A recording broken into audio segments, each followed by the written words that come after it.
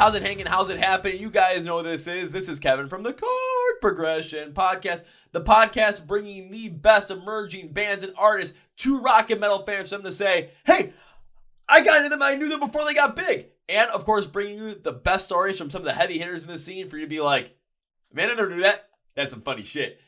Welcome, everybody, to the show. Glad you are here. It is the first show of our February schedule for 2023. It is Groundhog Day, and hopefully this band has you coming back for more like, the Groundhog Day movie where it just kept going over and over again. Hopefully revisiting this band over and over again after this episode because we have Taken by Tides here with us where we talk about writing music for the grand scheme of things. We talk about their new music as well. On top of that, just how all their influences have come together for them to become the songwriters that they are today. A lot of great stuff in this episode, but before we jump into it, I want to thank our sponsor for this episode, which is Phoenix Fitness. So yes, you guys know I love going to concerts and getting mosh pit fit. Yeah, that's what I'm calling it, getting mosh pit fit, because that's basically my fitness goals. So what do I do in order to make sure that I can be in the pit, be able to be as strong as I possibly can, and have the stamina, have the ability, have the endurance to be in that pit throughout the whole entire show and not call it quits ever? Also, I'm 28 years old, so it's not like I'm doing this at like 19 or 20 or 21 where it's like your body bounces back. No,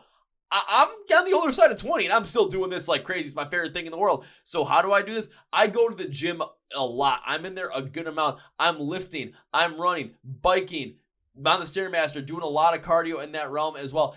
So I am putting my body through the ringer in order to achieve my fitness goals. But I do need to make sure that I'm preparing and recovering right to keep my body mosh pit fit. So what do?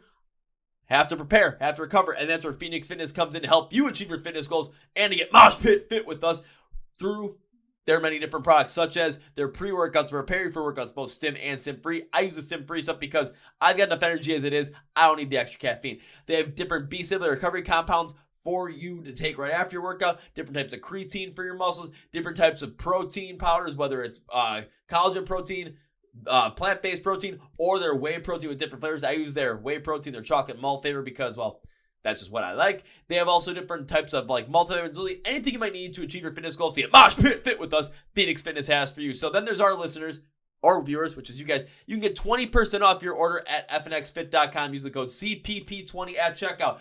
Link is in the description of the podcast. I want to thank Phoenix Fitness.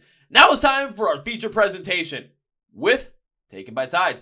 Are you ready? Let's go!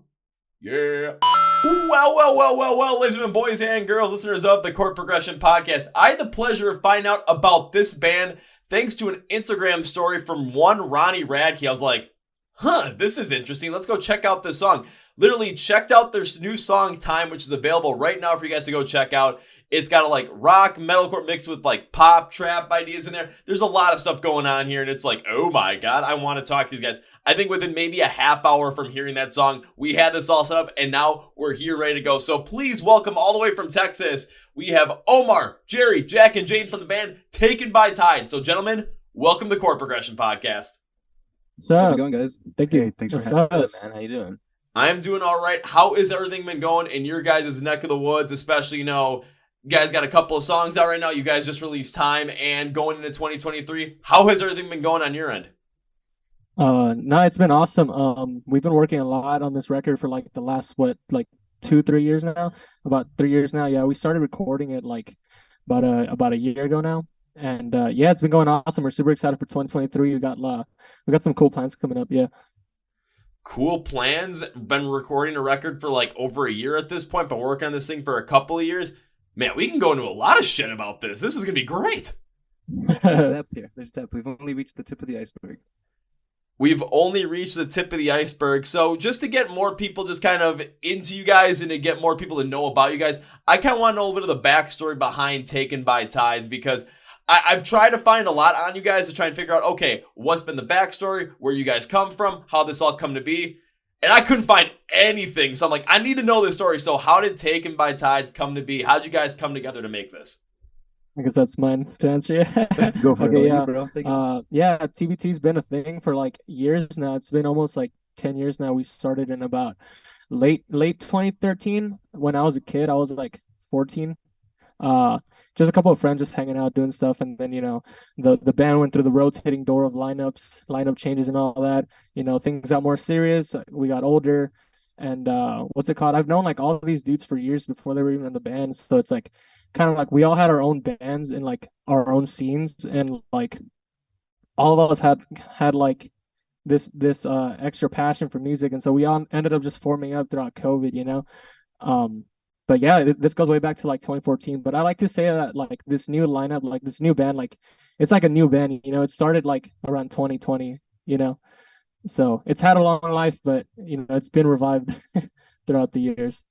All right, because that was something I did pick up on when I was trying to figure out. I'm like, it either started during the pandemic or started back in 2013. I couldn't figure out which one it was, but apparently the answer is both.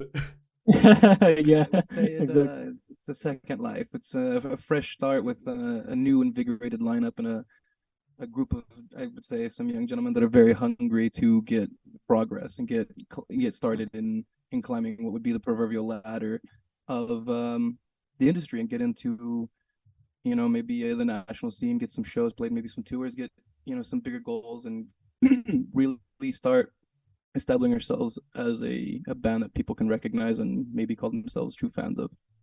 Well, I mean, I hope that especially when it comes to the end goal, that's what ends up happening. Because I mean, I've been doing this podcast for like 4 years now, and there's some bands that I've had on where it's when I first had them on the podcast, they were like the size and the notoriety that you guys are right now. And over the course of 4 years, seeing them, they've grown to be, you know, either regionally touring acts, or there's a couple of them that have become nationally touring acts that have gone out in their own headlining runs. So I'm like, oh shit, like I want to see every band get something like this. And with the sound that you guys have created, especially when it comes to In My Dreams, You Are What Makes Me Bleed, and of course Time, I'm like, after listening to it, there's a lot there that a lot of people can get into, and there's a lot there that when it comes to potentially getting on these tours that you guys are talking about and being able to be a nationally touring band, your sound can blend with a lot of different artists as well. So when it comes to being put on a full-time bill for, you know, for just, you know, maybe 30, 40 dates, no matter what artists are going to put you in there, your style and your energy is going to be able to flow through that and be able to work in congruency with every other band that's on that lineup. It's definitely something we pride ourselves in. We work hard to blend in everyone's origins or affectations of, you know, music, are all our backgrounds. We all listen to different things, and we try to bring that in whenever we go to write and to create new music. We want to be as I guess as blended as possible and keep all those ideas incorporated and all those, what's it called, influences as visible and as tasteful as possible. Bring them into the mix and provide the crowd a product that they can really all as wide a crowd a product that they can enjoy. And I think it's funny that you say that we blend with a lot of other music, because we have played when we were younger, right? We've played plenty of shows, plenty of events with different genres, different a big variety of artists, musicians. And Oh yeah. those shows went really, really well, and Yeah. we had lots of fun. Those were really great. Because like, you know, where we all grew up from, at least three of us, we grew up from a small town named Laredo. And you know, there wasn't a lot of metal bands back then. So when we had to play shows, you know, we would have to bring in like hip hop acts and like indie bands, emo bands, like pop punk acts, and like it would just be a super mixed bill, and we'd be like the only heavy band there, you know. So what's it called? Yeah, we've gotten super used to playing a lot of different shows and different vibes. Like I know, like to a lot of people who might have just discovered us, we seem pretty new, but we've been doing music for a long time now. Like almost all of us, like over 10 years now. Yeah, just about 10 years, something like that. Yeah, crazy. Since school, yeah. Since we were like middle school, high school. This dude, Jayden, since he was like an elementary dude, he was like playing with fucking cover bands. Sorry, can I curse? Oh fuck yeah, you can curse. I don't give a shit. Okay, cool. Sorry, it's just part of my dialect sometimes. But yeah, Jayden, he's been playing with bands since he was like 4 or 5, like in cover bands at bars. I mean, dude, like I played my first show when I was like 8 years old. Like, you know, I've been doing this my whole life. Like, it's crazy. Yeah. Dude, I would have paid big time to see all of a sudden just 8-year-old Jayden behind the kit at a bar playing, you know, like some cover songs from like Guns N' Roses, or of course, Living on a Prayer by Bon Jovi. So all of a sudden you get all the 40, 45-year-old women drunk in the bar singing along, and you're just sitting there at 8 years old, and just like, well, this is fun. That was Jayden. They all wanted me, you know. Like you were how old? You were like 8, and you're playing with what, like 30, 40-year-olds? Dude, playing with like grown ass men, like, you know what I mean? Like, he was in the pocket, man. He's crazy. He's a really good drummer.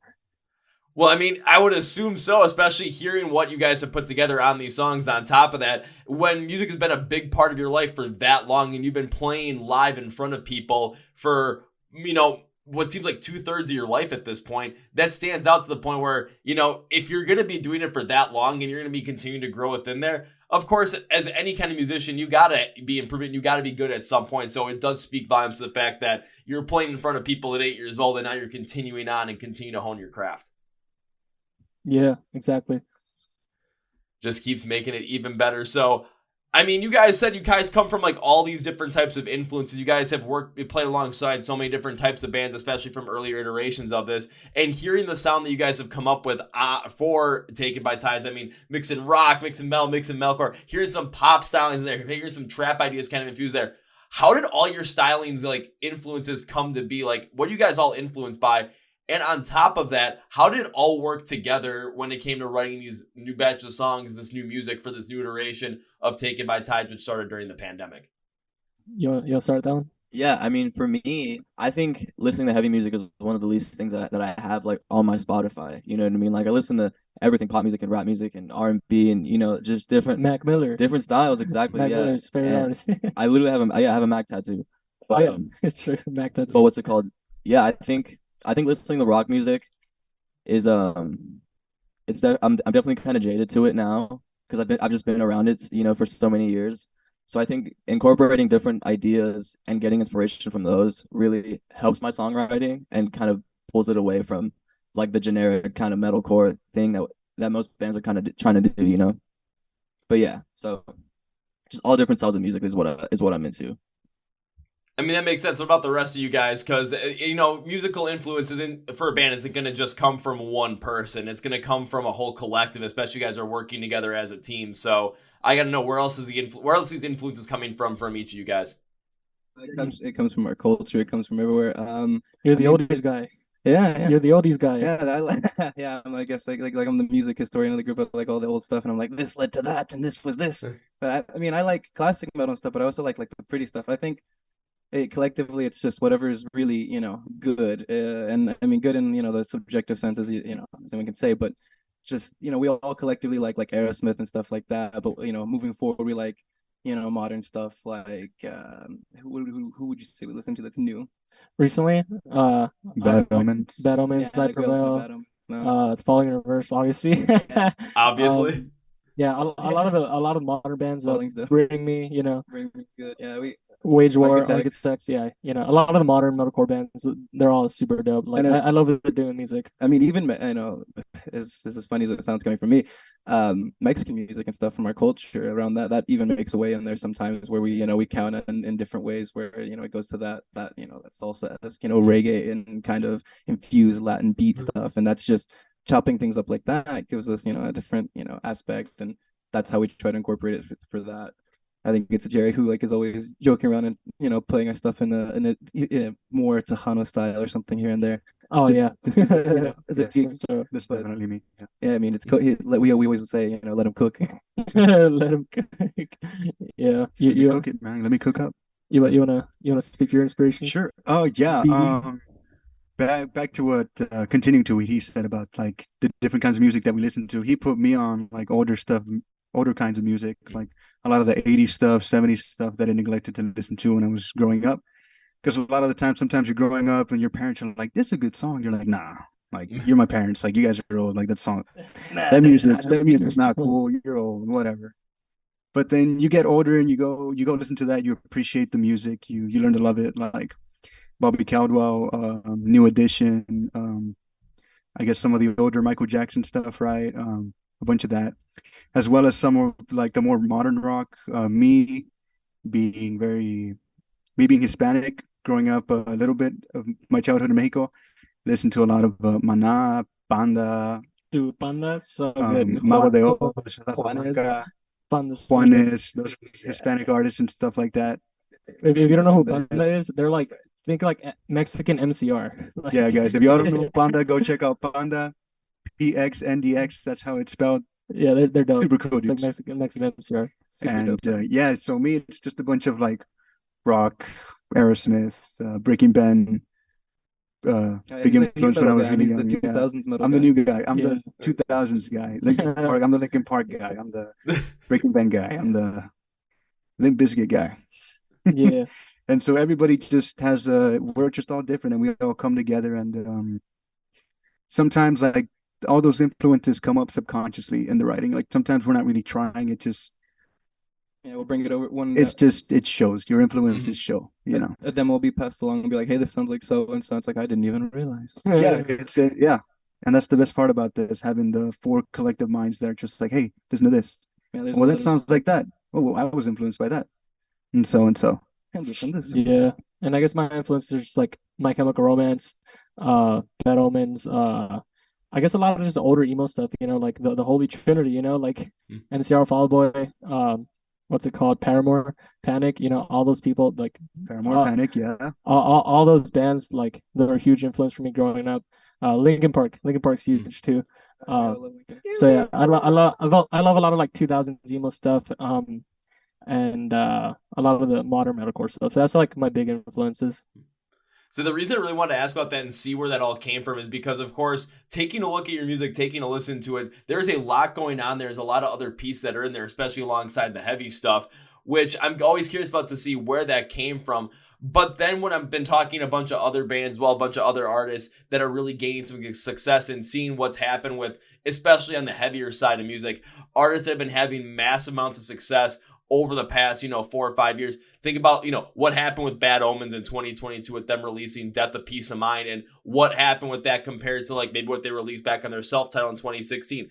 Seeing what Spirit Box did in 2021 with their debut Eternal Blue. See what everything that Bring Me the Horizon has done basically since, ever, because they've always evolving, always changing. What Linkin Park has done in the past, because they're, even though they haven't been around since the unfortunate passing of Chester, they're still as prevalent as they were, ever in that sense.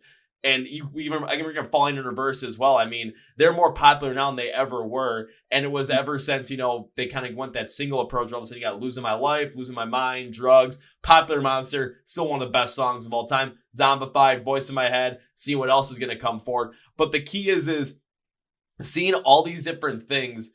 And what can you use your influences to create something for yourself, create something new and fresh that people haven't necessarily heard yet, being able to take your sound and continue to evolve it, continue to update it, continue to work within it. So the core of you guys is still there because you listen to the 3 songs you have out right now. Again, In My Dreams, You Are What Makes Me Bleed, and Time. And you can tell there's definitely congruency there, but there's a lot of other things at play as well. And the fact that you guys have so many of those influences, it allows you guys the opportunity to work and experiment and try so many new things and be able to potentially push the needle and have a chance to become one of those bands where within the next 4 or 5 years, we might be talking about you guys being on that same level that Bad Omens was on last year. It could very well happen, but you guys have the influences and you guys have the wherewithal to work alongside them, whether it's from something that has more of the metalcore style, more of the emo style, more of that 2000s rock style, more of a, pop, trap, rap, wherever else it's coming from, or just, going back to the Mr. Music historian over there, just thinking about, this sound went from here to here to here. You're seeing the influences, you're seeing the patterns, and you're seeing how things work from one spot to the next. So a lot of these songs here could continue to become even more expansive and massive in sound and hit, and they could be constructed in very simple ways. But the whole package that you guys have as influences can come together and make something simple sound so unique where people won't be able to get enough of it. Exactly. Yeah, that's like kind of like our motto when we're writing music is we want to make everything like simple but powerful, for the most part. Pretty simple, yeah. But we like to get techy every now and then, but yeah, we like keeping stuff simple. Little flash. Yeah, we're trying to be big boys. We're trying to write stadium songs, big songs, stuff that people can sing in their car, and then they'll hopefully get it stuck in their head after that that lucky listen on Sirius or wherever they catch it, and then they're like, hey, what was that song? And then they're just stuck singing that chorus over and over and over again. And then, like you said, that pushes the needle. And then there's that person that's, that's their new song. That's the song for the week. That's the song for the workout. That's the daily jog song. That's the driver, That's the dream, baby. Either way, that's as good as it can get. And we hope that, we can provide that for people. That's always the goal. But yeah, definitely pushing the needle. That's an end game goal too. Yeah. I mean, you guys definitely have the ability to do stuff like that, and I wouldn't just want it to be the song that, you know, people are driving, like the song you turn on in the radio or you listen to, all of a sudden Spotify comes on and it just pops on in the playlist that you're listening to. It's like, oh, what is this? No, I want you guys to be the songs where all of a sudden it's gonna come on and people are jamming out in their cars to the point where the cops are coming up like, what the heck is going on? They pull them over, and you still see me jamming out to your guys' stuff. Cop comes to the window. What do you, license registration, sir? We got to finish this song. And then instead of me giving the cop license registration, proof of insurance, I'm giving him, you know, yeah, you guys got to check out this song by Taken by Tides. Let me tell you. And all of a sudden, it's, now I'm off scot-free, and now you got more fans. Hell yeah. Yeah, man. He's into taking now. Guys, please don't mosh and drive. It's dangerous, please. Don't mosh and drive, but do listen to the song. Okay, don't moshing and driving. I'll say, yeah, might not be the best idea. Leave that to the professionals. So Yeah. Just don't find me on the road because I will be moshing and driving at the same time. Do as I say, not as I do. Listen at Yeah. your own risk. Yes, do as I say, not as I do, because, well, if everyone did as I did, then, I mean, every show would have just a mosh pit where everyone's trying to go absolutely nuts and everyone's refusing to leave at any given moment. Like, Yeah, but that'd be sick though, you know? Like that'd be sick. That Energy would be absolutely insane. say we're just gonna end up bringing that energy, and you guys can bring that energy as well with this, with all this stuff. So when it came to all these different influences, especially when it came to writing the music you guys have been writing right now, what was that writing process like, especially with all these different influences that you guys have? What was it like bringing them all together and cohesively writing these new songs that you have already released, along with the songs you have yet to release that, like for the new iteration, the first record for the new iteration of Taken by Tides? Oh yeah, the writing process was crazy. It's like so throughout the pandemic, it's like so before all these singles, I was just doing screams and like for the band, and Jerry's doing all the vocals. But I told myself I always wanted to learn how to sing. So yeah, I learned how to sing throughout the pandemic, and with the help of a couple of friends, they taught me how to use like keys and music theory and stuff to write whatever, you know, all that boring stuff. And throughout the writing process, it was weird because, you know, we had just got locked in, so we had to do like Discord calls, Zoom calls, and just kind of send everybody like the stuff that we're doing through Discord. And yeah, it was kind of weird at first, but I think it lent itself to making some cool stuff. So I'm hoping we can recreate that kind of thing going on in the future, you know. But I don't know. I think we've been writing more in person recently when we're here, and we were writing some stuff yesterday, and it's crazy. Like we're doing some exciting stuff coming up for like everything else. It's really gonna blow the older stuff out of the water, in my opinion, you know. But yeah, the writing process it was interesting throughout COVID. Yeah, during that pandemic, we grew as songwriters. I learned how to record and mix demos and stuff in my room. Just grew as a composer. He learned how to sing. Yeah, He learned how to sing. He grew as a vocalist. I got better as a songwriter. I learned how to compose better. And like now we get better at writing our demos. Our demos sound great. We're able to put it out on paper, and it works. It works. It was great. It was that pandemic was the push that we needed to I guess you could say evolve. Yeah, I mean, I think when we get together and write, just like picking demos out and sending them. Oh my God. Yeah, I mean, like for one of the heavier songs on the record, I wrote it in my room, and we were doing it on a Discord chat, and it was like a week before we were supposed to go to the studio, and I was like, trust me guys, like this is gonna be dope. And that day we wrote it, and we got together in maybe the next week before we were supposed to go in the studio, and we finished it, and that song ended up being on the record. Like, you know what I mean? Just getting away from each other and being able to do it not in person, and then having that magic still when we're there it's very important to have that. I'll say when it comes to that just speaks to the chemistry you guys have as a band. And taking a look back at the pandemic as well, I mean, we've seen so many things happen with so many other artists where there was multiple things that could happen. You could either just, try and wait it out, but no one knew exactly when things were coming back. So you could go to something else and just kind of the band would fizzle out, or just take a look and see what's going on and just say, hey, maybe this isn't for me anymore.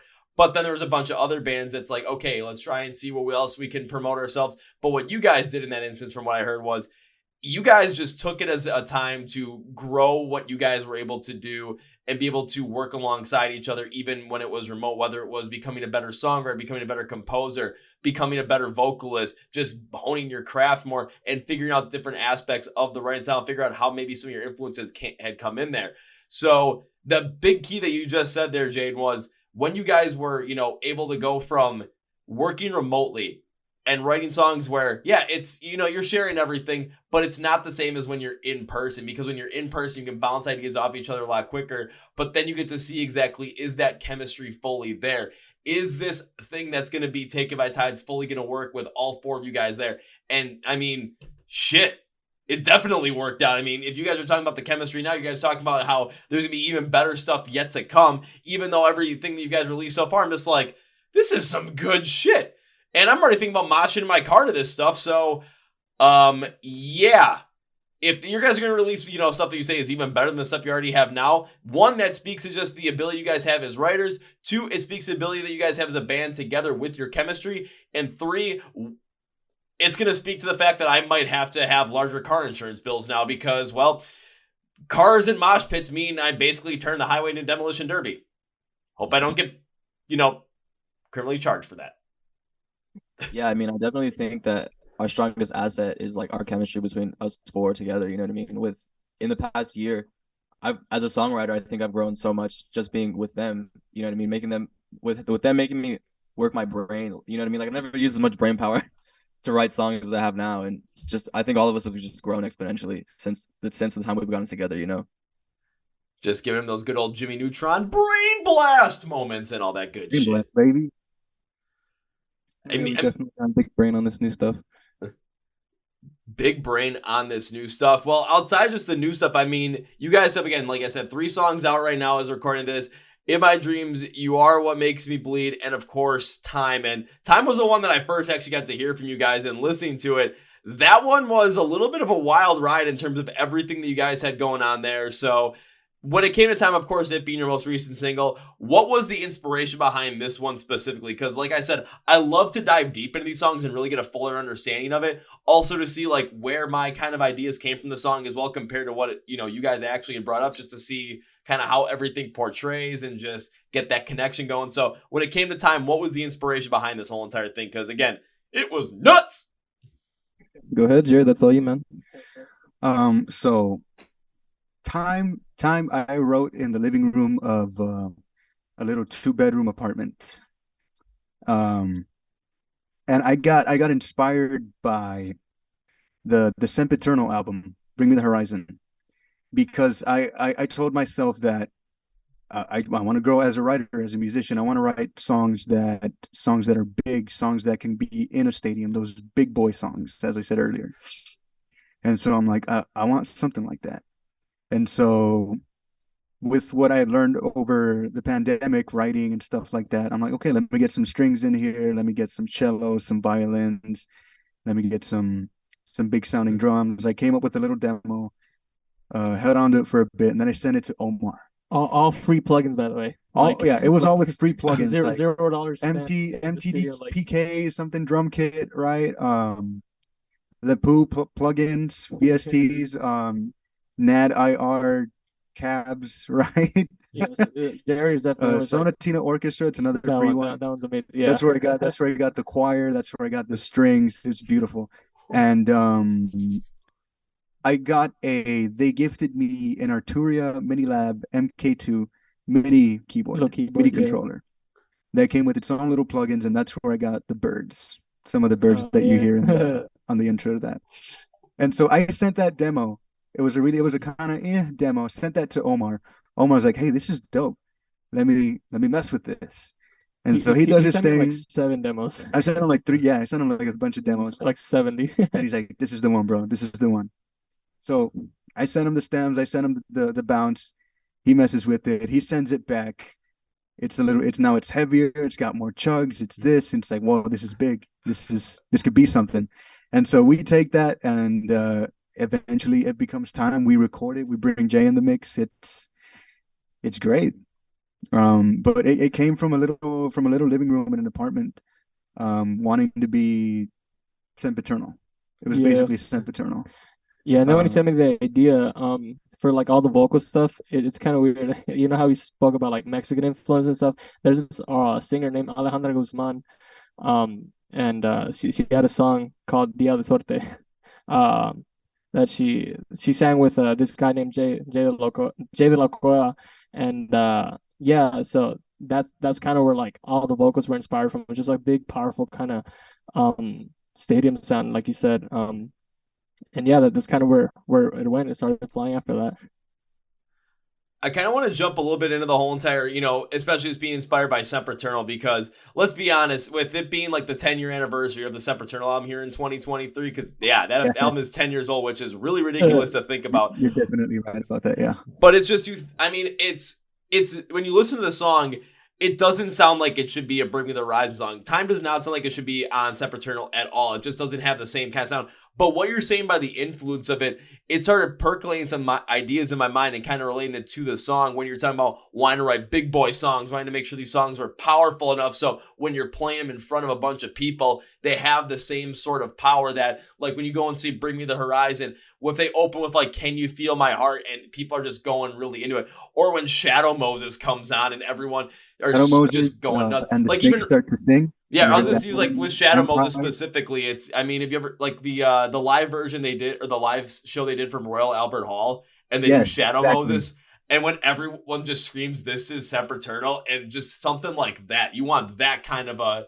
big, powerful connection or reaction to those kind of songs. So I understand what you're talking about when it comes to relating this up and getting inspired by Sempiternal, because you're not trying to sound like it. What you're trying to do, what you were is doing is inspired by the grandness of it, inspired by the power of it, taking a look and listening to it, and really in your mind while you were writing the song, kind of boiling it down to what makes this so big? What are the concepts? What are the ideas behind it that made this album so big, that made this sound so spectacular? And then understanding those concepts, and then understanding how your influences, your sound, how you want to write music fits into that, and then really write it to create it. Send it over to Omar, and all of a sudden it comes back and it's like, shoot, this is even bigger than it was before. Yeah, All on and free fucking plugins. that Royal Albert Hall performance, that definitely brings into some of the more string aspect to it, because it'd be great to eventually in the future be able to incorporate a big orchestra like that, have a big performance like that, being able to bring those classical instruments into the mix and be able to modernize a classic or classify A string lost section for and bring it words. to life, you know. Yeah, Yeah. Yeah, I mean, it's all about just bringing that energy. yeah. This the same way that Architects did with their live album as well. Like they were able to incorporate big orchestral sounds into it. Like they played with an orchestra. It was great. It was beautiful. That would be a dream someday too. And like, that's do like that's some eventual goal. Like I think so. I think with the whole, influenced by a Sempiternal thing as well, is like it isn't maybe so much the sound as much as the engagement that it provides with the audience, and that is what we're, I think, a big goal in our writing is it being able to have a live setting where we can really titillate a crowd and have them excited to see this show and have Yes. a show, where the music's good on its own and it stands alone, but where it fits within a live set, it can really shine and really provide something, a third dimension to the crowd. All right, now that is something big that I really want to go into as well, because this is something I mentioned on a previous podcast too, but it makes sense for this, and it also makes sense with the whole Bring Me the Horizon album with Sempiternal as well. Because I'm thinking about 3 songs right now. I'm thinking about like let's see, like House of Wolves, where it's just like get the house of wolves at the point of course Santa Moses with the big old "This is Sempiternal," or Antivis, where it's just like, middle fingers up if you don't give a fuck, and everyone's just chanting that. You can imagine that and feel that in a live setting. If you've gone and seen the band before, and seen any of those songs, specifically probably for the most people, Shadow Moses, you know what that's like. You know the grandness of it, and the engagement that you're talking about, Jack, absolutely stands out, because when a crowd is engaged, or when a group of people are engaged to just listening to music, whether it's in a live setting where it's a lot of people, in a smaller setting where maybe you're in front of 300-400 people, maybe a smaller setting where you're in front of 50 people, or say it's just people listening to it on their own, they feel the connectiveness to it. They feel like they're a part of it. That's why when in Shadow Moses, that's why it's like, can you tell from the look in our eyes, we're going nowhere. It's a we, because they want that connection in there. Probably the most well-known rock song in the world, We Will Rock You by Queen. It's we will rock you. And the instrumentals are primarily from people going stomp, stomp, clap. So it creates that grander feeling to it. It puts everything together and makes it so that, man, people feel connected to it. People feel connected to one another, and they feel that power behind it in the grandest way. And then with the orchestral side as well, if you're able to add that orchestral piece to it, it adds some more of that grandioso style. And I always think of it as, it's like taking a movie. It's like watching an action-adventure movie, but then all of a sudden you're putting in this whole great, you're adding the strings, you're adding that orchestra, you're adding the grandioso, this whole entire cinematic feel behind it. It's like watching an action-adventure movie, and then all of a sudden it's like, well, I want to watch something better. And then you end up going to watch Gladiator. Yeah. I mean, I'll say it's just nuts. Detailed picture. What was that? We want to paint a very detailed picture as depth as we can, and so that when you're there, when it is live, when it is, it does, it pulls back, and you get that engagement where if you're in the car alone, you feel like you're singing and you're with it. It's like the lyrics in Time, where it starts out with a question. It's something that you can reflect with yourself alone, or you can take and you can scream that along with us in a live setting, and that is what I think that was the goal for this song. just to have you feel something with us, like you said, that connection. Sorry, I was drifting away. Yeah, you're drifting away from just the mic, but, leaving the room slowly.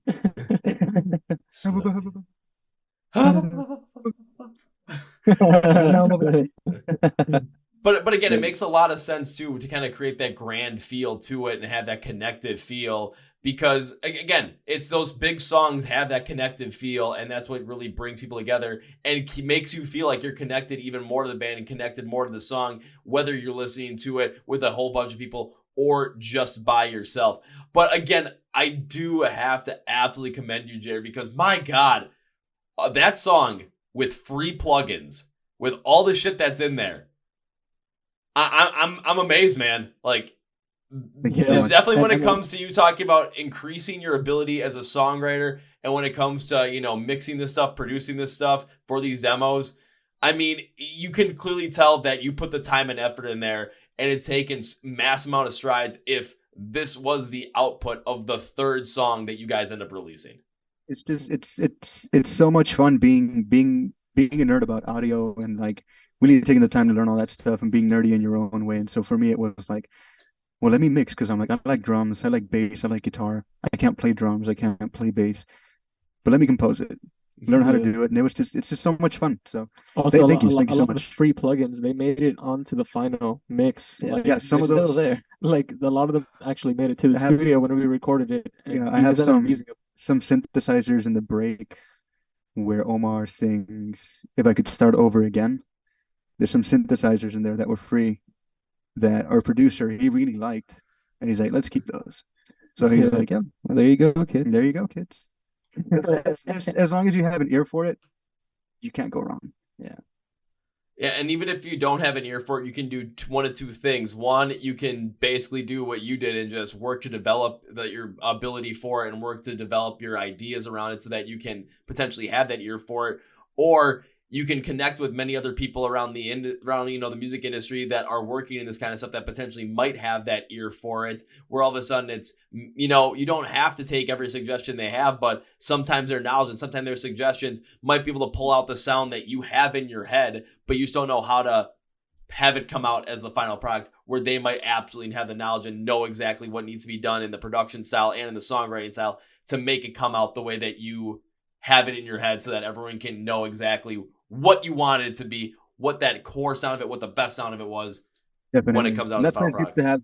That's why it's good to have multiple songwriters, so that can happen, so that we can just flawlessly.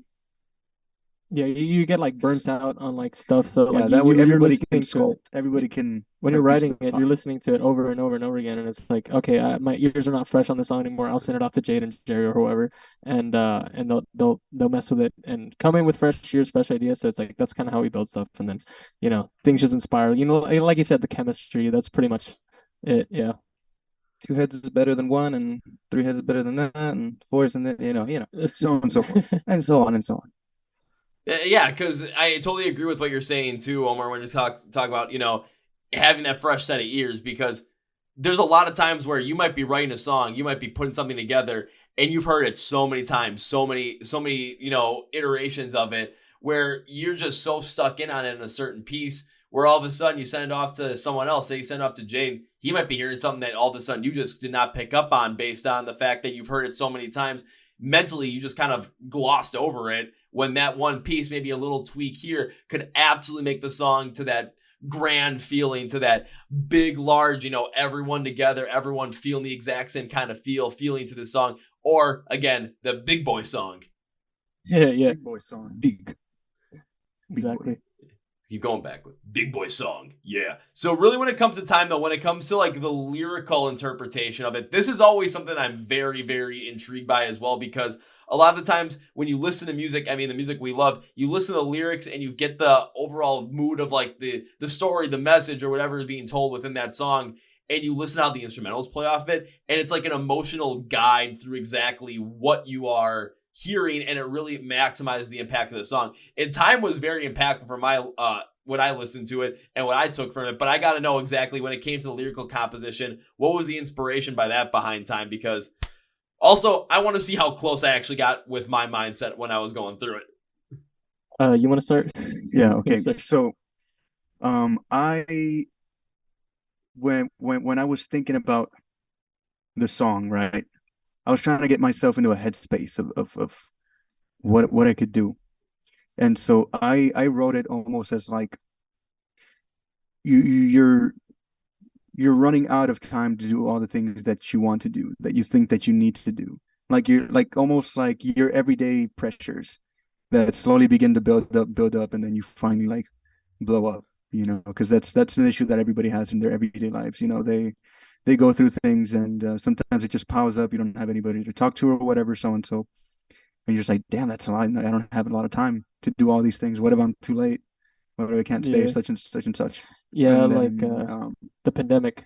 yeah, and then lends itself a lot to that, because like we spent 2 years locked up, so it's like during that we went from a transition from, I'm in college, and then I dropped out from college because I can't do online classes, and then from then on it's like, oh, I'm suddenly 22, 23 now. I'm like, I went from 20 years old to 23, and I have like nothing. I'm like, I have no plan, my car's barely like working, and so it's like stuff like that. And it's like I pretty much lost like a moment of my life where I was able to grow. I feel like it's such a big like transitional moment in people's lives in the early 20s, and it feels like that was kind of taken away from us.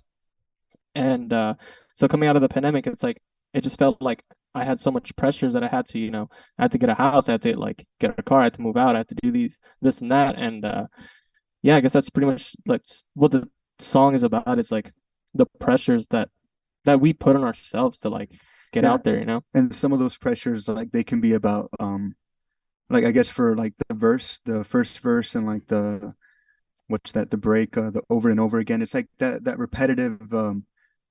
repetitiveness in your head that's like, I got to deal with this, I got to deal with that, keeping up with your relationships, keeping up with your friendships, keeping up with your job, your responsibilities, things that do that. And so that's when that's where time, that's like the hourglass, is just a repetition. And eventually, yeah. It's kind of it's pretty fucked up, yeah. But now I want to hear what you thought about it. Like I want to see what your interpretation was. Yes, because it's Well, before I jump into what my interpretation was, I'm kind of amazed at the fact of just kind of like, thinking about the concept of time and just everything that people have going on in life, and it's just you're trying to do all these different things you're not sure you have time for, and then things end up getting lost within that, and you end up losing track of all that time. But Omar, what you said was just something that really stood out to me, because when you guys went through the pandemic, especially, like you said, you went through there between, the age of 20 and 23. So it feels like, you lost out on that period of time. And I mean, that's a very important period of time as well, because you're going from, especially, if you're in college, that's from the time of, you're finishing up college and going into the working world, or going to the real world, as they say. And you never know what to expect. And if you don't have that plan, I mean, no one really ever has a plan coming out of that. Trust me on that, because Yeah, I didn't have a plan either. But it puts a different perspective on it because that's such a pivotal time in life, especially as a young adult, where if you feel like you lost out on that, then it really is tough to kind of go through. Myself with the pandemic hitting, I was 25 when it hit, so like I'd gone through some of that stuff, but I felt like I missed out on like when I was 25 and I was 26 because of the pandemic. However, people can always go back and they really think about, the missed experience that they had, the amount of time they wish they had to do stuff, or, maybe the time that they were as a young adult where they want to go out and do these crazy things, but they thought that because they had to follow a certain path, like they had to go get a house, they had to go to college, they had to get a job, they had to get a good job, they had to get married, have to have kids and whatnot. Maybe they feel like they missed out on all that because the only limited amount of time they had and how they spent it. And they can relate to what you guys had gone through personally during the pandemic because of that lost time. When I took a look at the song, I took a look at it from a little bit of a different perspective. So let me turn my chair over here because I've got it all written down. I thought it was kind of about reflecting back in like a relationship, whether looking back at the past in a current one or looking back at one that, is no more, and reviewing all the things that you did wrong, all the things that went wrong, all the troubles that were created by it. However, the song really doesn't look back at these in any kind of nostalgia or any kind of willingness to change them. The song looks back at these moments and wonders if we could go back and fix them. Honestly, would we? This could be because we don't want to change them due to just frank laziness, but I think it's because we look at those moments and we don't want to change them because we use them to learn and grow. And if it weren't for those moments, we would not be in the position in life that we are today. We wouldn't be the people that we are today. It looks at the worth of going back and fixing the past and at the expense of the present and our own future. Time is a fickle thing. We must tread carefully with it. Exactly. I think that was beautiful, Yeah. especially Wow, considering dude. Yeah. Well said, man. Yeah, it's pretty tight. Yeah. yeah, that's Yeah. that That's exactly, definitely did play a little bit of a factor. Yeah, it Yeah. was Or a huge factor. yeah, I'd say. Yeah. the whole December line comes from like a thing I was going through in like the one December or whatever. So that line kind of stayed, and then like so it can be interpreted in different ways, but that definitely had a little bit of a factor. So That's pretty spot on. that was great, man. Yeah. That was beautiful. That's Oh my spot God. on. Yeah. Yeah, and again, when it comes down to it, just like the whole entire concept again is around time in that same aspect though between what you guys thought, and then where I was coming from as well. Because when we think about it again, there's so much time that there's so many things you can do, but also there's times in the past where it's like maybe we missed out on that. Maybe if we could go back and change that, what would we do differently? And there's a lot of times where, people get caught in that loop and then they miss out on the present. They think they want to change the past, but it comes at the expense of whatever's at the present, whatever is going into the future. It's kind of taking a look at from what you guys were at, especially, when the pandemic hit, especially again, at the time in life that you guys took that time and maybe it sucks that you missed out on like that, what would have been like a normal time frame for your like 21, 22-year-old time. However, taking a look at what you looked at it instead of being so, oh, this sucks, man, I don't know what the heck I'm going to do and just sit there and do nothing about it. You guys focused in on everything with Taken by Tides. You focused in on becoming better songwriters, becoming better musicians, better as a vocalist. You focused in on this stuff and you use that time wisely so that you can look back at it and say, you know what? Yeah, that time frame, that time in life, the time in the world, yeah, it kind of sucked. But I did what I could with it and it put me in the position that I'm at today. Yeah, exactly. Yeah, silver linings. It was a tough time, obviously, because we all went through some sort of loss, or just hardships throughout the pandemic. But it's like there's a lot of silver linings. We grew a lot. Jayden got like a lot of connections within the industry, and so did I. And like everyone just like grew as musicians as well. So yeah, silver linings definitely. I definitely agree. No, absolutely. And when it came to the song too, because I still remember just listening to it for the first time and just hearing that intro and hearing that like had like that cinematic theatrical kind of style opening to it. So I know, especially when you were talking about those plugins, Jerry, I'm like, ooh, now I know where those came in right away. And then it went more of this like consistent driving sound that reminded me a good amount of the band Until I Wake, like just on the track, but there was this added theatrics behind it. And I loved how it absolutely opened the song. It's heavy. It has this kind of little pop flow to it to really make the song catchy. But the addition of those string sounds and those plugins just made it so much more grander in the tone of the emotion of the song. So right when you jump into it, you're feeling the heaviness of it, but it's also got the catchiness of the flow, but the grandioso feel that you guys are talking about when it comes to bringing in much of a grander style for the song. Or, again, big boy songs. Yeah, man. exactly. I want to make you cry while you headbang. Give a little, little, Little tear while little you're, chill while while you're two-stepping. ding, ding, ding, ding. Dude, if you guys can make me shed a tear while I am trying to destroy somebody in the pit, then you guys may have just won the coolest band of the year award with that. I'm hoping that it happens because that would be freaking hysterical. All of a sudden, wait, why is Kevin crying in the pit but also destroying people? He is feeling something right now, man. All right, we're putting that on the whiteboard. Some angry tears. That's on the 2023 goal list for sure. Oh yeah. Just yeah. Tears By in the way- mosh pit, not from injuries. By the way, we did have a mosh pit this one time at our show. Jayden wasn't in the band yet, but the other three of us were, and we were playing in McAllen. And I remember after the set, I told Jack, I'm like, hey, dude, somebody passed out in the pit, because it was outside in South Texas. It's fucking hot. It's like 100 degrees. And somebody passed out in the pit, and Jack just starts fucking crying because he's like, bro, what pit? I was like, He was like, nobody saw us. Like, you're fucking nobody with was me. there. I didn't see a pit. What pit? What? I would have seen it. Like, yeah, there was no pit. Apparently, they're like all the way in the back of the venue, like pitting, and they passed out. The guy passed out over there. Like, Homie was still purple when we caught up with him. So we were like, how? But yeah, we ended up giving him a free shirt. That was Oh, fun. He was a good sport about it. Yeah, he was really dope. The venue helped him out, gave him some water, et cetera, et cetera. But yeah, pretty funny story on the side note. I mean, shoot, I kind of know what that feels like to be that guy because that Welcome to Rockville in 2022, the second day I was there, the amount of times I came close to passing out in the pit due to heat stroke was going to be pretty intense. Were you there? Were you at Rockville? I was actually. Yeah. You're at Rockville. Yeah, I Where's was there. Rockville? Is that the? Florida. Oh, that's That's the Florida one. That's the one in raceway thing? Daytona. Yeah. Okay, gotcha. Yeah. I'll say plus as also as you can see probably from the camera, I am pasty as all hell. I'm from Wisconsin, so when it gets to be like 95 degrees and humid and trying to be in a mosh pit and you're camping outside and you're waking up every morning and it's 80 degrees outside already, like Yeah. I'm like shit, I can't handle this. Oh my God, yeah, it sounds horrible. Yeah. So thankfully on that second day though, because the band I wanted to see the most that day, it started to rain during their set and it was like the sun was already down. It was nighttime out and God, that felt so good. If you guys can get a good mosh pit going while it's raining outside, ooh, that's an experience that people never forget. What band was it? Was it Spirit Box that they were rained out? I mean, Crown played in the rain. Crown got rained out. Yeah. Oh my God. Yeah, Crown got rained out, or they got through most of their set, I think, because they got switched around. I remember I was kind of mad that day too, because when they had this like a rain delay and then they were switching stuff around, they had Crown, In Flames, Shine Down, and they were set up for Guns N' Roses, and I'm just like, well, they cut one band, and it was the band I wanted to see the most because it's my favorite band. Oh, Fuck! man. Yeah, they cut Fuck, Rise Against. I was no. pissed. That's terrible.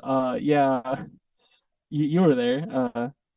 Can you tell? Real quick, man, I want to compliment that dark bloom poster you have in the back. It's beautiful, dude. Oh, Sick. dude, thanks. Yeah, I was looking to put something back there, and I ended up getting it at the Louder Than Life. At Louder Than Life, one of my friends, I was like, "Here, I knew you like this, so take it." I'm just like, "Dude, this is sick," and now it's back there. Yeah. I was at Loud in Life too, man. That was dope. God, okay, Was so that where Bring Me played? yeah, Dope.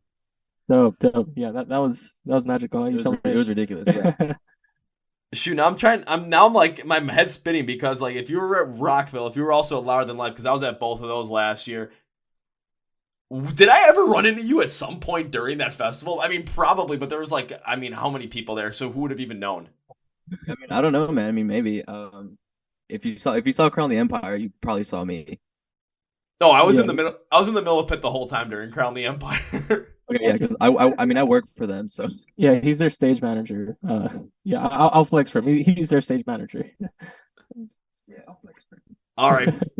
Okay. So Omar's coming with the big time flex for Jayden again. Big boy Yeah. stuff right there. But holy shit, yeah. So Obligated. I probably looked and maybe it probably saw you like for a moment on stage. But yeah, I'll put it this way: if you looked in the pit and you saw the crazy dude in the Brewers hat throwing everyone around, hi. Dope. Say Yeah. that. That's just I was what I gonna ask do. on a side note. I saw your weak car flag in the back, and I've been told like 4 times already. But do I sound like Kyle Pavone? I kind of picked up on it just a tad, but not as much as I would have thought. I thought a little bit more, especially with your cleans, they have a little bit more of a reminiscent period of it's like kind of like Kyle Pavone, kind of like the lead singer for Until I Wake, but it's like for Kyle, like compared to Kyle, your voice is just it's deep enough where it's just not close enough to it for me. Gotcha. Yeah, for sure. Yeah, that's the same thing Jayden told me. Yeah, because I've been getting the same comments. I was curious. I want to see your take. Oh, trust me, because if it would have been like, if it would have reminded me exactly of Kyle Pavone, I would have brought that shit up right away when he was talking about vocals. I was like, why the hell does he sound like Kyle Pavone all of a sudden? It's like, well, I mean, fucking that'd be awesome, but damn. Yeah. Yeah, I love Kyle Pavone. He actually he was one of the inspirations behind one of our other songs that's coming out soon. It's just that whole era, with Kyle passing, it was like such a tragic time. But yeah, that moment inspired me for another song. It's coming soon. It's not out yet, but yeah, it's a fun one. That's a deep one. Well, how about this? Because I kind of want to talk a little bit about the other music you guys got coming up, but I do want to wrap up the overall thoughts on time. So if people have not listened to it yet, here's what I have to say about it so everyone can be like, should I listen to Time? By Taken by Tides? This is what I have to say. Overall, I want to give a big thank you to the one and only Ronnie Radke for posting about this band on his Instagram story, because in this one song, the band Taken by Tides touched on so many different musical tropes, from the metalcore breakdown to the pop rock formula chorus to the strings over the top to create a more cinematic feel, to create a song that allows us to go deep into our emotions around the past, and if we would change it if we could. Omar's vocals really take us through the frustration when going through kind of all that mental thought process, but fuck, the emotions brought forward at the end with like the chanting vocals, that chorus vocal or the choir style vocals with all the chants and whatnot kind of there, and the heaviest to create the visual of our thoughts, all telling us not to change the past and to move on because the present is more important, is powerful as all hell. Thank you so much. Yeah, that's perfect. That sounds beautiful. Thank you so much. I hope people are convinced after that. Thank you. If people aren't convinced after that, then fuck, they should be. Yeah, they should definitely. But shout out to Ronnie. Thank you so much. Yeah, for real. Very grateful. That's actually one thing I want to ask about too, because that was something I was curious, because whenever I see Ronnie Radke stories, it's usually, of course, either Fall in Reverse related or something wacky and ridiculous that, he's posting about. I have rarely ever seen him post about any band ever. And when I saw him post about Taken by Tides, it was like an initial draw. Like, I have to check this out. So do you guys have any sort of connection with him? And, what was it like when all of a sudden, maybe saw you guys on his story? It's like, oh shit, dude, this is fucking awesome. So yeah, back in 2020, did you ever see Ronnie's Twitch streams? I've never been on them, but I know exactly what you're talking about with those Twitch streams, where it's all the reaction stuff that he does and just random talking to people, playing like Among Us with like Robert Ortiz and Telly from the We're Live, Craig Mabbitt, Danny Warsnop, like that kind of stuff. Yeah. Yeah, for sure. So yeah, back in 2020, him and Sarah started streaming, and what's it called? He tweeted this one time. He's like, "Hey, I'm looking for an animator, an editor, this and that for Twitch." And the second it popped up, I tweeted at him and like, "Hey, I do this and that, yada yada." And he DM'd me, and that's where we started. So I've actually been doing stream production for him for about 3 years now. And him and Sarah, whenever they need anything, I help them out with like design work and stuff like that. So yeah, Ronnie and I have been friends for a good while now. So he shared us. He texted me. He's like, "Yo, go check my story." And I'm like, "Wow, thank you so much." He just shared it all like out of the whim, So that's the connection. But goddamn, I mean, when it comes, and also when it speaks to the band itself as well, the mentality that you had for that one, where it's like, okay, they're looking for something, and you just tweet out for, you got to put yourself out there, got to take a chance. And the fact that you've worked with Ronnie and Sarai for 3 years now with their Twitch stream stuff, it speaks to the fact that you're creating those connections. And when it comes to the band, it's, you guys release a kick-ass song, and all of a sudden someone that's, one of the biggest, probably maybe the biggest rock star by himself in the rock and metal scene right now, posting that stuff on his story, and all of a sudden it's like, oh shit. I would even taking a look at like the monthly Twitch or monthly streaming numbers from when I first saw that post, when Time was released, until today when we're recording this. And like the monthly Spotify listener count is more than doubled already. It's like, jeez. Dude, yeah. Yes! It definitely has. Yeah. Yeah, it is a big boost. So yeah, I told Ronnie the other day, thank you so much for that. We were on a call recently a couple of days ago, but yeah, it's been crazy. Like I remember when he shared us, I would check the Instagram, and it's like literally every second it was like follower. And I'm like, okay. It's crazy. Yep, that's the perfect response right there. Just Everybody, Yeah. everybody. Across the board, just completely stoked and I mean overwhelmed is a great response, and the fact that people took the time to check it out. Thank you to everybody who did, and that you included. But that Ronnie would even do that, it's awesome. It really was a big burst, and to see people interact with it and have that response is overwhelmingly positive. From the audience that checked it out, that's the most rewarding thing. Just seeing that people actually genuinely like it. Oh, this is a good song. This one's going in the playlist. This one's in the like this is that. That that's that you can't I can't ask for more. Yeah. Can't ask for more. well, because even after I saw it too, and after I like messaged you guys, I started sending the song to a couple of friends and I like just check out this song, tell me what you think, and everyone's just like, "Damn, this is some good shit. I can't wait to hear what else they're gonna come out with in the future." It's just like, there we go. This is what we're talking about. Because I was hyped up on it too. I'm like, I need it. I want to see what other people have to say about it too. And I was getting all hyped up on it and shit. And it's just, I mean, even the day before we like record this, I probably listened to that song like, God, I mean, probably at least 5 times straight before you guys even jump in the call. But during the day, probably about 15 other times because, man, it's just a good song. And I wanted to be as ready as possible for this. Fuck yeah. Thank you so much. Hell yeah. So now looking a little bit into the rest of 2023 as well with more new music, like what can we expect from you guys in terms of new music? I mean, if you guys don't have release dates, I don't want to hear release dates. If you can't announce them, I don't want you to announce them. But when it comes to like this, like what you guys have been working on, kind of like in that realm, what can we expect from new stuff in 2023 from Taken by Tides? Because I mean, again, the 3 songs you have out right now, goddamn, I can't wait to hear what else you guys got coming up next. So yeah, right now we have 5 songs done, fully ready to go drop, which is going to be the EP that we're going to drop soon. We're actually going to announce an EP soon. This is the announcement to the announcement. This is the announcement. But The yeah, announcement of the announcement. we're announcing it very soon. We're planning of announcing it like maybe right after the show tomorrow or like early February. So it'll be pretty close when we announce it. So yeah, we're dropping an EP of 5 songs, and right after that in February we're going up to Louisville and Nashville, and we're recording some more songs with a good friend of Jayden. He actually helped us mix live for our set, and it sounds amazing. Like, so our live rig, like, seriously, props to him. We're going up there. Yeah, he's my buddy. His name's Drew Sullivan, and he does front of house for Crown the Empire. And he made our mix for us, and he's gonna produce us and stuff, and mix and master and do all that stuff. So we're really excited to have him. It's gonna be dope. Like a 20-hour drive. That's not what I'm excited about, but Yeah, no, it's I'm excited for a 20-hour drive. Just hanging with the boys and stuff. But yeah, 20-hour drive up to Louisville. It's gonna be crazy. Yeah, we'll take turns. Yeah. Yeah. And then what other plans do we have for 2023? Anyone else? Drop the EP, couple singles, maybe hit a tour or 2. Hopefully Write get a some tour. Yeah. more. Hopefully hop on a tour. That's an open invitation if anyone hears something cool or has any cool offers. We're ready to tour. Our rig's like, Yeah, we are. our rig is ready. Like, So ready. Drop some fire merch. Get some merch out. We have a store online if anybody that wants to check that out does. takenbytides.com. We'll ship made out by the- yours truly. Yeah. Made by yours truly. I just got to point. Well, what was video? Got to point that way. Well, Made by those guys. Yeah.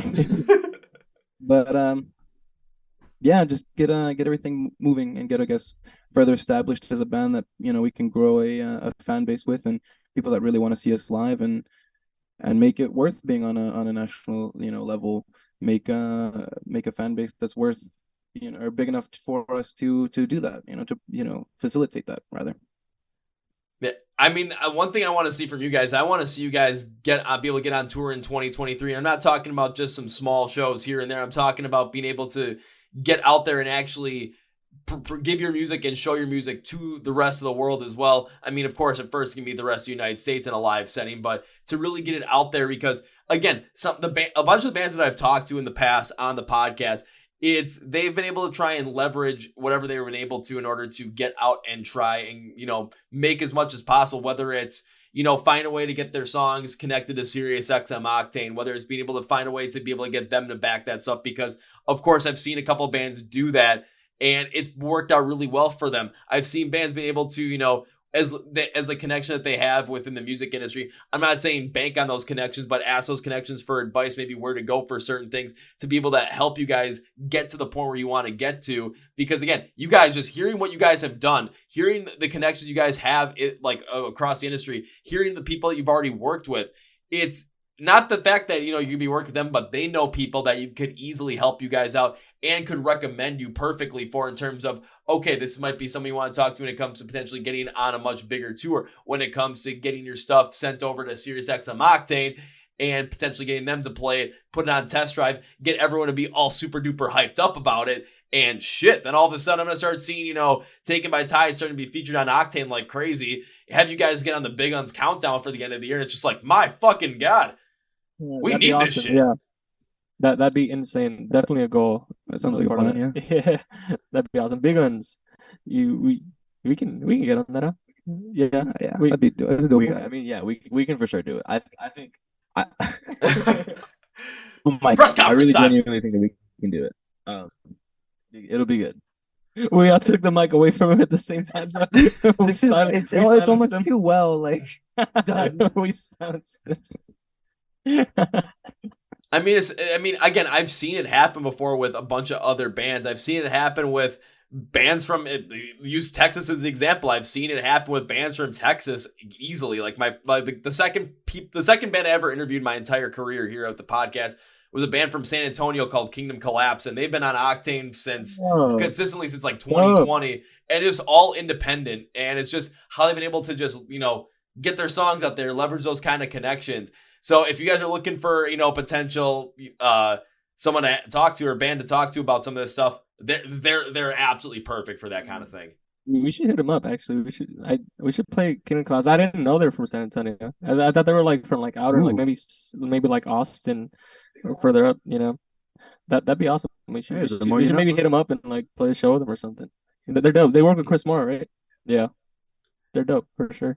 Yeah, hit him up, play a show, because if you talk to their lead singer, Jonathan, he's just like, the Chord Progression podcast guy, Kevin, recommended us to you. It's just like, because he's been on the podcast more than any other guest I've ever had on, and I love talking to him, and just seeing their rise has been spectacular over the past 4 years, and it's just like, maybe it's like, shoot, we'll play a show with these guys and see what's up, and just really bring a lot of the energy and just have a blast with it, because, I mean, just seeing the rise that they've been on, and like, again, Octane has been such a big catalyst for that. If there's a way where we can get your guys' stuff on Octane and get some of those, at least one of those DJs on Octane to really be able to get behind the band and just get to notice your music, get to be able to promote it, and just get them really jazzed up about every single release, then all of a sudden, every time Octane drops one, it's now they really want to feature. They want to feature it because they love the band, because they believe in the band, and because the people want to listen to it as well. I mean, again, you guys have already getting endorsements from Mr. Ronnie Radke himself. And again, because I've never seen him post about any other band outside of his own and maybe the bands that they're touring with ever on his story or anywhere. And all of a sudden seeing him post about that guy's not going to post about stuff if he doesn't believe in it. And that's just like a vote of confidence right there for you guys. Wow, thank you so much. Yeah, that's awesome. Maybe we should do that. We should start pitching to like Octane. So we have like two people we know that we can. It's about time, right? We can hopefully pitch. Yeah. We'll be like, hey, check this out. I gotta send a couple emails. Yeah, we definitely do. Thank you so much for the idea. We're gonna start pitching over. Everybody, pick a corner and take your phone out. Let's do it. Again, and my biggest reason for wanting to tell you guys this stuff is because I want to see you guys succeed, and I want to see, because I love the music. I absolutely love what you guys have put together. I want to see you guys grow. I want to see you succeed, because all the bands I've had in the podcast, I love talking to every single one. I love talking to you guys, and I just want to see that success happen. So if there's anything I can do to maybe point you guys in a certain direction, or maybe connect you guys with a certain band, or give you guys certain ideas. Of course, maybe are they going to be the best ideas or the right ideas? I don't know, but in the end, it's going to point you in a direction where all of a sudden, okay, we're going to take a look at this avenue. Maybe the idea it's not fully correct, but you guys also have the connections. Well, you guys have the wherewithal as musicians. Maybe just combining all these ideas, it's the inspiration that gets you guys to that point where it's like, oh shit, we're going to take this idea and run with it. We're making the modifications to it as it needs to be. And all of a sudden, by like June of 2023, they're playing one of your songs on Octane on a continuous loop like 5 times a day. That he said it, June 2023. In 2023. We gotta hope to hit it by then. I'll mark your words, man. We'll He's- do it. I'm putting it out there now that June 2020. We're making it a challenge now. It's not just like I hope it's getting. No, let's make it a freaking challenge because shit. Again, you guys got the sound to be able to pull it off. I just want to see it happen. Thank you. Yeah, definitely. I'm excited. Let's do it. Let's try it out. Hopefully, man. You said you're from Wisconsin area, yeah? Yeah. All right, cool. If we ever roll through Wisconsin, you wanna give them guesses if you'd like to come to any of our shows? Yeah, for sure. Dude. Are you kidding me, man? I'd love to come to some of your shows. So if you're in the Wisconsin area, because I'm in Milwaukee, so if you're in Milwaukee, otherwise if you're playing a show in like just around the area, if you're in Madison, if you're up in Green Bay for some reason, or if you're down in Chicago, it's only an hour and a half drive away from Milwaukee to Chicago. I go down there all the time for shows. I'm not afraid to go down there. Even if you guys are playing on like a Tuesday night, it's like, well, shit, does he have to go to work in the morning? All of a sudden in the crowd, hey guys, Shit. man, I do that shit all the time. Definitely want to go up there. You know, the East Coast has always treated us very well. So East Coast and then Northeast, we definitely want to go up there. Come to the Midwest, where just as crazy. We love the heavy shit too. I mean, yeah. Think about all the crazy heavy bands, all the great bands that have come out of the Midwest. And just think about Ohio's got a shit ton of them. Michigan's got a shit ton of them. Chicago itself, it can be basically its own musical world in terms of the heavy scene. I mean, we got some friends in Ohio. Definitely gonna go up to Ohio. That whole area in general. Young Mosh, they're sick. Young Mosh is sick. Be on the lookout for them. They're gonna drop some stuff. They're dope. I mean, you just said the word they're like mosh. You just said the like word mosh, dropouts. and I'm like, whoa, oh shit, okay. Yeah, Young Mosh without the O, no O in the young. Just So it's like YUNG. Yeah. Yeah, they're dope. Damn, looks like we got more bands to listen to too, along with more Taken by Tides. Because listen to that shit. Do it. I said so. Hell yeah! Thank you. Hell yeah. Well, gentlemen, as we bring this podcast to its conclusion, one thing I would like to do at the end of these episodes is give my guest, which is you right now, a chance to say whatever you want to say, plug whatever you want to plug, promote whatever you want to promote at the end of this episode. So, gentlemen, the floor is yours. Yeah, just our Spotify, our Apple Music. Go jam out our stuff. Add our music to your playlist. It helps a ton. Jam it on your playlist, share it to your friends. It means the world. Like that's like the number one thing. So thank you all for riding with us. If you all made it this far listening to the podcast, thank you so much. We're excited to play shows for y'all in the future. That's definitely in the plans. But yeah, for now, just stick along with the ride. We'll be dropping some more music, and thank you so much for having us, Kevin. Well, it's been a pleasure having you guys on the podcast. But now it's time for me to close with this podcast with this many things. 3 things. First things first, when it comes to Taken by Tides, again, you just heard what Omar had to say. You're going to want to go and find them on your favorite social or streaming platform, Spotify, Apple Music, whatever you guys are using, and add their songs to your playlist. Follow them on that, subscribe them on that stuff, and listen to their stuff. You're going to want to do that. You're also going to want to follow along with them on their social media platforms because you're going to want to know when, new stuff is coming out, when new music is coming out. You're going to want to know when new shows are happening and when they go on that tour. And you're going to want to watch the rise so that when in June 2023, their songs being played 5 times a day on Octane, you know all about it. I mean, you're going to want to be ready for that shit, so you want to follow them on there. You're also going to want to watch any YouTube videos they have out there because I've seen their music videos and that's some damn good production right there, let me tell you right now. And you're going to want to buy some merch from these guys to help support them. What's the best way to do that? Go into the description of the podcast right now. It's going to say, find Taken by Tides online. There's going to be labels for social media, YouTube, where you can buy their merch and where you can stream their music. And associated links right there. So all you have to do is click and it'll take you right there. So I'm doing all the heavy lifting for you. All you got to do is click and do all the shit. That's all you got to do. So do it. Thank you so much. Just do it. Hell yeah. Now it's time for number 2, guys. Whenever I have guests on the podcast I enjoy having on the podcast, I tend to make a certain promise for 2 reasons. First reason is to say, thank you for taking your time to be on the podcast. I really appreciate it. Second reason is to say, I want to continue to support the band as much as I possibly can. And yeah, you guys definitely hit on this. So the promise is continuing on. So my promise to you guys is this.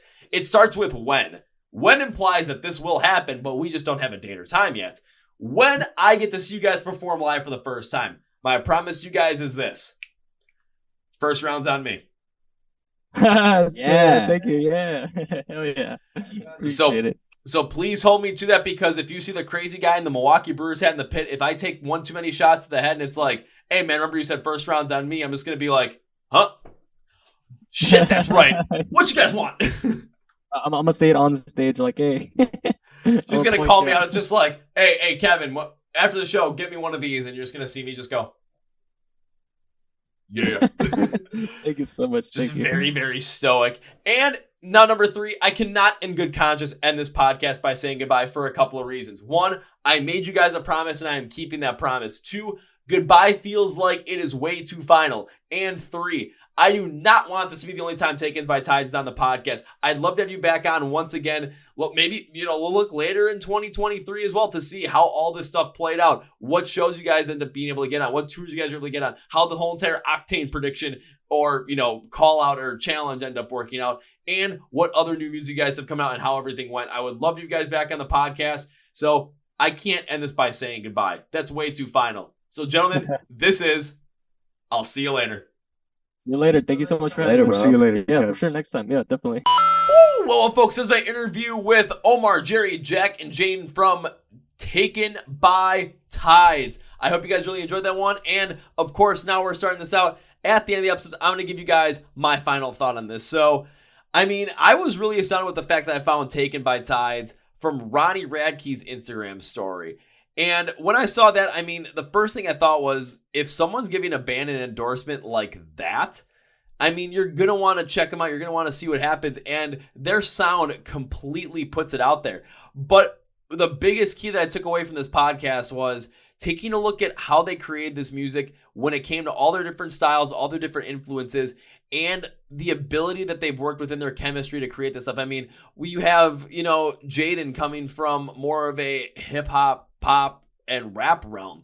You have Jack coming from more of a music historian perspective. You had Omar coming from more of that emo style, metalcore style experience. You had Jerry coming from more of that rock, hard rock, metal style experience as well. But all that came together to create what you had there.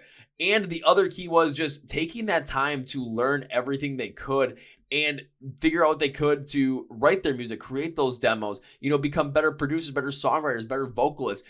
Just taking the time during the pandemic to do that stuff really worked out. Now, I know we're kind of out of the pandemic right now, so you're going to have to find time to do that as well. We're not just stuck in our houses, but, if they're able to do it during that time, you're able to do it during that time with anything you want to do. You have the time to do it. You just got to figure it out, basically. It's all about time management at that point and really going after your passion.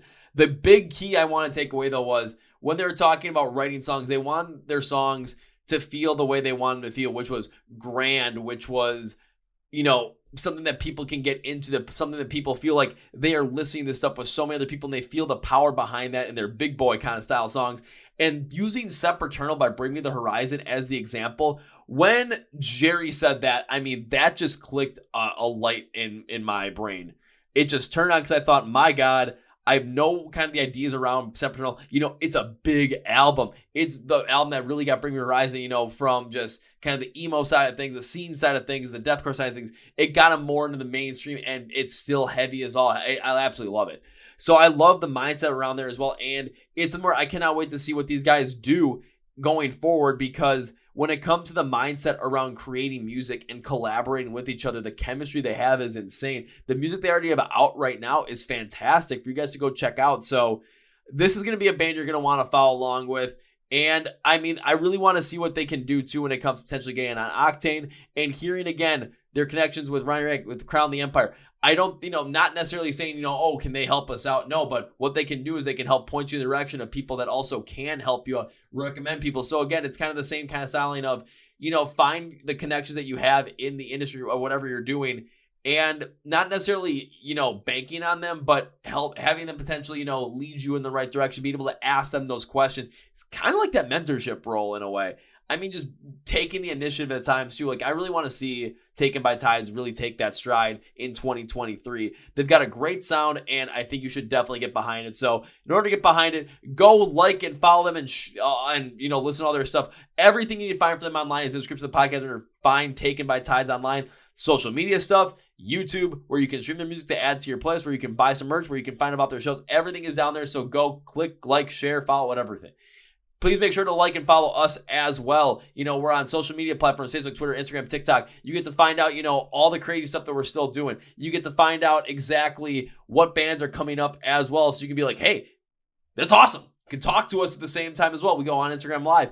And, you're going to want to subscribe to this podcast, too, because you're not going to miss out on any of these episodes. You never know what bands are going to come on. You have no idea what to expect, but all you know what to expect is it's going to be great. So please go and do that. And I thank you for that. Thank you to FNX Fitness for sponsoring this podcast as well. 20% use the code CPP20 at fnxfit.com. Link strip to the podcast. Thank you guys for taking my tides once again. Thank you all on the podcast, audio side of these things, and video side of things for listening and watching. Thank you. And on that note, that's going to be for me, guys. Thank you for listening to the Chord Progression Podcast. My name is Kevin, and you guys know how I end every single one. I'm the big, healthy, and hearty. See ya!